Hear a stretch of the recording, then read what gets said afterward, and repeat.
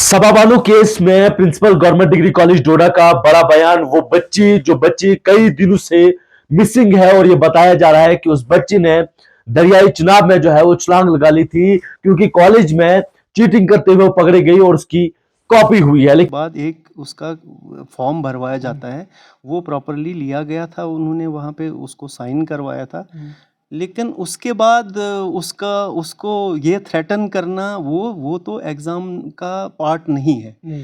आप किसी भी बच्चे को प्रेशराइज नहीं कर सकते हैं, उसको आप थ्रेटन नहीं कर सकते हैं, क्योंकि उसके लिए एस्टेब्लिश्ड नॉर्म्स हैं। अगर आप किसी भी बच्चे के पास आपको कोई भी मटेरियल मिलता है, उसके ऊपर कितना उसको सज़ा होगी या कितना पनिशमेंट होगी, that will be decided by the university authorities. उसके लिए एक सब कमेटी का गठन होगा, उसमें वो देखेंगे एस्टेब्लिश नॉर्म के तहत, फिर उस पर वो होगा 3 ईयर होगा, 2 ईयर या 1 ईयर होगा या पेपर कैंसिल होगा। वो वहाँ पे हो ही नहीं सकता है। और आई डोंट थिंक कि इस तरीके से उसको लेकिन क्या हकीकतन में उस बच्ची की कॉपी हुई थी कि नहीं हुई थी? नहीं, वो रूटीन में जो फॉर्म साइन हुआ था, लेकिन दैट वाज वो सिर्फ इसलिए था कि थोड़ा बच्चों में एक नेगेटिव वो ना जाए, उसका केस नहीं बना था। मतलब आप केस नहीं बना था। तो इस वक्त अगर आप देख रहे हैं सोशल मीडिया पर काफ़ी ज़्यादा ये बवाल छा गया है कि 5 साल का केस, 7 साल का केस और इस तरह की अफवाहें गर्दिश कर रही हैं। क्या ये सही बात है, ये गलत है? नहीं, सभा का केस नहीं हुआ है। इट इज़ 100% कि उसको केस नहीं किया गया था। फिलहाल इंक्वायरी टीम जो है वो निश्चित की गई है, वो सब पता लगाएगी कि आखिर डिग्री कॉलेज डोडा में क्या हुआ। लेकिन इसी बीच प्रिंसिपल गवर्नमेंट डिग्री कॉलेज डोडा का बड़ा बयान आया है क्योंकि लोगों के मन में भी बहुत सारे सवाल है कि अगर वो बच्ची कॉपी कर रही थी तो इसमें कॉलेज मैनेजमेंट की क्या गलती है, यानी कि जो एग्जाम का स्टाफ था उसकी क्या गलती थी। बहुत सारे लोग कमेंट कर रहे हैं और ये बता रहे हैं कि अगर वो कॉपी कर रही थी तो इसमें कॉलेज मैनेजमेंट की क्या गलती है। मैंने आपको पहले भी बताया था कि बच्ची को ये बात बोली गई कि आपका 5 साल तक जो है अब आप एग्जाम में नहीं बैठ सकते, इनके 5 साल का केस आपको लगेगा, जो सभा के दोस्त ने स्टेटमेंट दिया है। इस तमाम तर बातों पर गवर्नमेंट डिग्री कॉलेज डोडा के प्रिंसिपल ने बात की। हमारे साथ ही सजाद साहब है, उनके साथ बातचीत की है। कुछ बातें हम आपको सुनाएंगे, लेकिन पूरा इंटरव्यू देखने के लिए आप जेके न्यूज अपडेट पर जाइए, वहां पर तफसीलन जो है गवर्नमेंट डिग्री कॉलेज डोडा के प्रिंसिपल ने बात की है। हमारा बच्चा है जो हमारे फैमिली से गया है, अगर वो मिसिंग है इस वक्त, तो ऑब्वियसली हमें भी इस बात का सख्त अफसोस है। ऐसा नहीं होना चाहिए। हमें इस वाक़ये से बड़ा दुख पहुंचा है और हमें बहुत सदमा है। वो हमारी बच्ची थी सबा बानू। अगर वो यहाँ पे हमारे कॉलेज में थी तो वो हमारे परिवार का हिस्सा थी और हमें भी बहुत दुख है इस बात का कि ऐसा नहीं होना चाहिए था।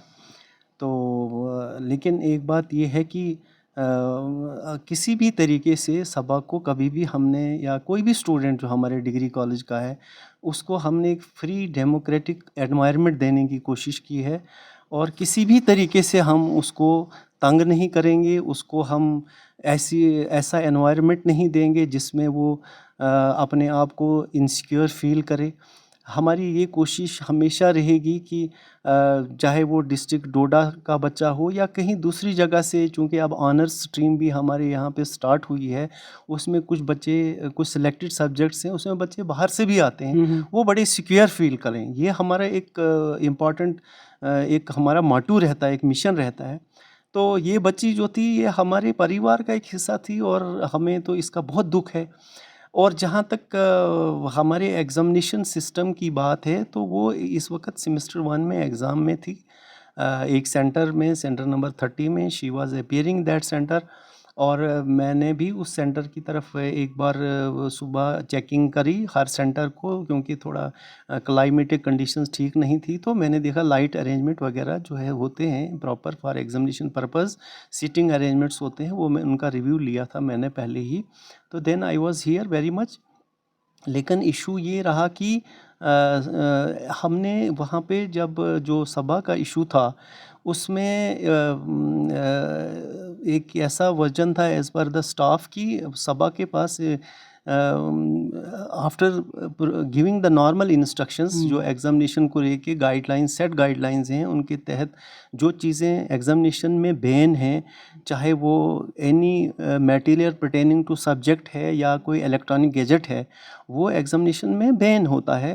तो उसको उनके पास ना हो, वो बाद में कहीं पकड़ा ना जाए, जो सुपरिटेंडेंट कंसर्न होता है, इंचार्ज ऑफिसर होता है, उसको पहले ही वार्निंग देना बनता है, उसका फ़र्ज़ बनता है। It is his prime duty to issue certain instruction, ताकि स्टूडेंट्स को अनअवेयरनेस ना हो, ताकि उसके बाद कोई ऐसा मटेरियल उसके पास ना निकले जिससे उसके फ्यूचर में बाधा पड़े या उसका फ्यूचर ख़राब हो जाए। वो पहले वार्निंग रूटीन में इशू होती हैं, और इसी तरीके से उस सेंटर में भी पहले वार्निंग दी गई।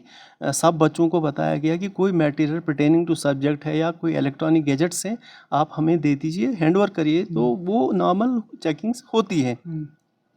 वो करने के बाद उसके बाद ही as per the report of the staff की सबा के पास एक मोबाइल था, तो वो मोबाइल जो है उसने फिर वहाँ हैंडओवर किया है, और हैंडओवर करने के बाद उसने खुद भी एक जो हमारे कोई मतलब जो भी डिप्लॉयड होते हैं, सुपरवाइज़र होता है या डिप्टी सुपरिटेंडेंट होता है, उसकी एक रूटीन कार्रवाई करते आपसे हैं। मैं एक सवाल पूछना चाहूँगा, जहाँ तक कि हमें बहुत सारे लोगों के सवालात भी आते हैं या इस तरह की बातें भी निकल कर आ रही हैं कि सबा को जो है बाय फोर्स मोबाइल छीना गया। ये सच बात है या सबा ने खुद मोबाइल जो वहाँ पर सुपरवाइज़र थे उनके हवाले किया था? नहीं, सबा ने जैसे अभी स्टेटमेंट उनके आएंगे और ये इंक्वायरी इस पर होगी, इंक्वायरी इस पर बनी है, कमेटी भी बनी है, और वो फैक्ट्स निकल के आएंगी। लेकिन हमारी रिपोर्ट के मुताबिक सबा ने खुद मोबाइल हैंडओवर किया था।